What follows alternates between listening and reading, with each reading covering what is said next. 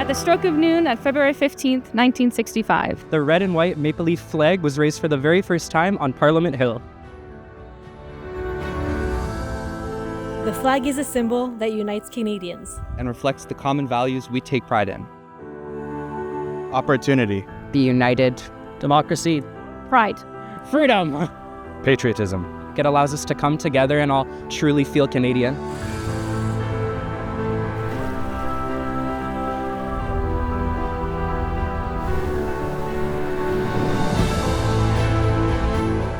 Take a moment to reflect on Canadian values and what the flag means to you.